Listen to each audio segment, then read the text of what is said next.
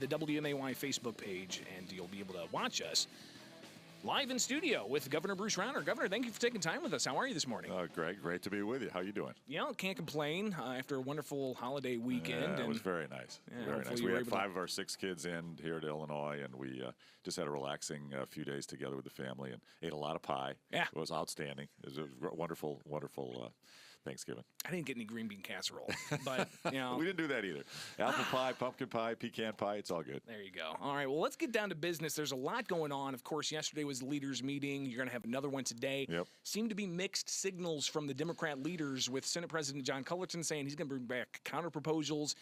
Speaker Michael Madigan said we need to do the same thing we've done the past 7 times with a successful budget, and I use air quotes. Yes. Have we seen successful budgets? No, we haven't. The speaker is very focused on doing another stopgap. That's really seems to really want to do. That would be a mistake for the majority to push that again. That just forces more borrowing, more deficits, and it pushes more employers out of the state. We need reforms, and we need truly balanced budgets. So what I've said, look, everybody, let's meet every day. The people of Illinois need action. Let's meet every day. Let's do it in Springfield, although if you insist, I'll come up to Chicago if that's really what you want. But let's meet every day, and let's set a goal. Let's set a deadline for ourselves. How about if we agree on the framework of a balanced budget with reforms by the end of next week? And I've got them to agree on that. So hopefully we'll stick to that. We're going to meet today at 10 in the morning. I've said a couple things. We need a balanced budget. We've got to stop at the borrowing, stop at the deficits. It's crushing us, and it's given us the biggest debt, an unfunded pension, and highest tax, 5th highest overall tax burden in America. We need balanced budgets. To get there, we need structural reform, because if we keep low economic growth and high growth in our government spending, we'll never have balanced budgets. We need to change the structure of the system. And I've said, let's have 4 goals. Number 1, let's grow more jobs in Illinois. That's the way to get higher family incomes and a better future. More jobs. Number 2, let's bring down our property tax burden. We have the highest property taxes in America. We need to get a handle on that. It's crushing our hardworking families. Number 3, let's properly fund our schools. We're the worst state for funding schools in America, and education is the most important thing we do together. Let's get more money to our schools on a proper basis. And number 4, let's change the culture in our government by getting term limits. We can pass this out of the General Assembly and put it on the ballot and give the people of Illinois a voice. Let's do 4 things: more jobs, lower property taxes, better schools, and term limits. How we get the specifics on that, Mr. Speaker, Mr. President, I'm open, I'm flexible, I'll try to accommodate. And if you want one of those off the table, I'll take something off the table. But let's get a balanced budget with reforms. So let's talk about some of the compromise that you have made. You started this nearly 2 years ago with the turnaround agenda, 44 different points. Now it's down to about 5. What are you not willing to compromise on? Well, frankly, I'm willing to compromise on everything. What I'm not willing to do is just put in a massive tax hike and no reforms. That'll push more employers out. That'll increase the cost of living, and it'll hurt the future for the people of Illinois. That I won't do. That's unfortunately what Speaker's been pushing for a while. He was on hey, let's put a big tax hike. And I said, Mr. Speaker, we did that. You did that in 2011. Didn't solve anything. We pushed more employers out. Our economic growth went down after the 2011 income tax hike, and our unfunded pension liability went up. We didn't solve any of our problems. We need structural change, more competitiveness, more attractiveness for our economy, grow more jobs, bring down the property tax burden. We can do this by more local control. Let's properly fund our schools, especially our low income and our rural school districts that don't give enough resources, and let's get term limits. We can do this. Let's focus. Let's talk a little bit about the local control aspect. That seems to be one of the cornerstones of your agenda, to ensure that taxpayers on a local level can find savings somehow. That's right. Springfield just recently, a couple of months ago, they passed an ordinance that requires local labor on any public contract, and that essentially is going to crowd out any outside laborers coming in to build buildings or whatever it may be.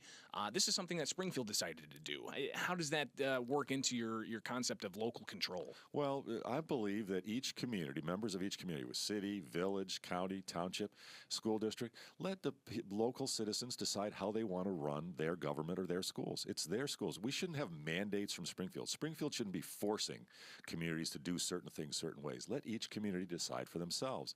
And these unfunded mandates are crushing raising the cost of government, crushing our taxpayers, and restricting the ability for our communities to compete and thrive. So I've said, let's get rid of the mandates, and also let's free up our communities to the degree our communities would like to consolidate certain functions, water abatement district, mosquito abatement districts, whatever units of government they want to get rid of to bring down their cost of government, allow them to do it. Don't put mandates forcing more cost onto our local citizens. But does that also include the flip side?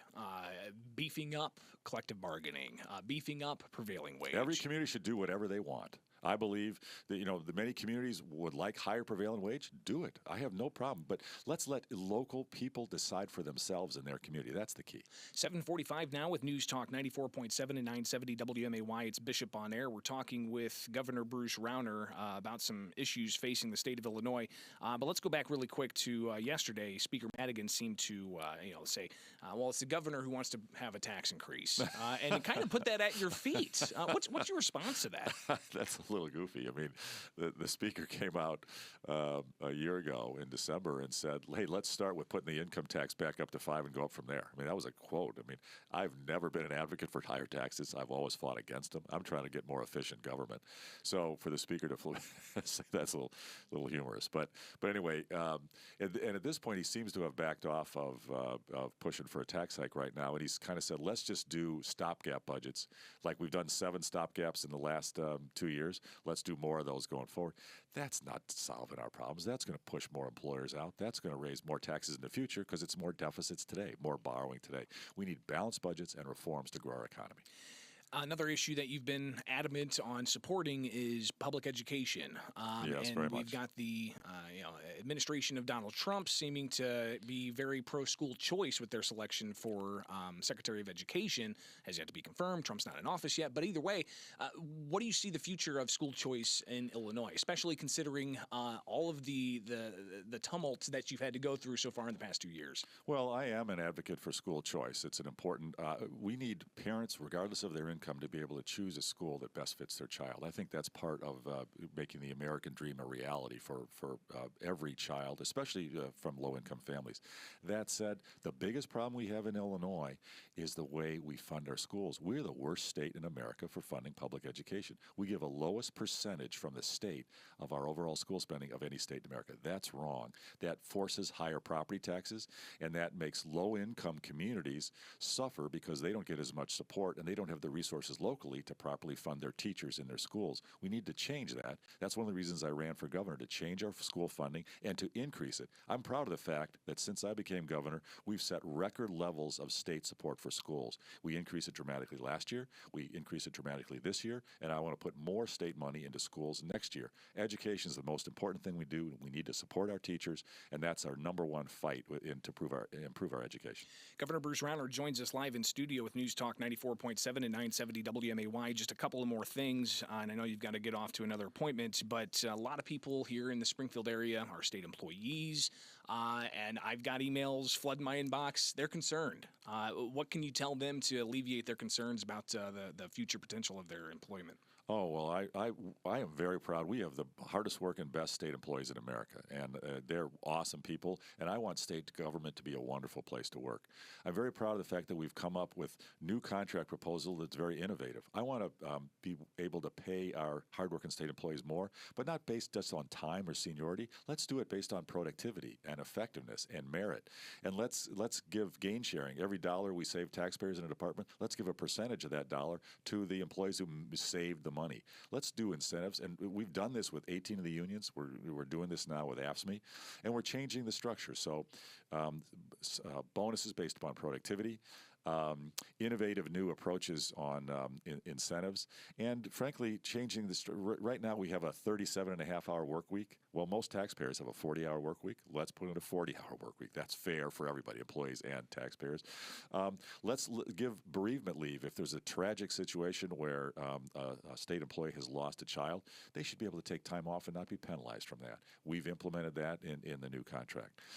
We've also said let's allow volunteering, because we have hardworking people around Illinois who'd love to just volunteer their services in our health facilities, in our state parks. Let's allow that to happen. People want to give back in Illinois. Let's allow volunteering. That's an important part of the new contract. And also, the union leaders have asked that we create task forces around workplace health, workplace safety. And I've said, let's do that. Let's work cooperatively with the union leaders, come up with the ideas that they have that are good, that benefit everybody. Let's do it. Let's be cooperative together. One last thing, pension reform. That's something else that was kind of talked about a bit in all of these meetings back and forth with leaders. What are we looking at for possible pension reform, and should we just get to the state constitution and amend that? Well, I'm hopeful. President Cullerton yesterday in our meeting said that he was going to come forward with a detailed proposal around pension reform, and he's going to present that to us today in the 4-leader meeting at 10 a.m. So I look forward to seeing his proposal. I've said, in the spirit of compromise, I'm willing to do his idea around a consideration model to have constitutional pension reform. We need to have good retirement for our state employees, but we needed to have it be affordable and fair for taxpayers as well. And I'm cautiously hopeful that we can come up with a system that's fair for everybody and constitutional. Governor Bruce Rauner, thank you so much for taking time with us in studio. It's the first time you've been here.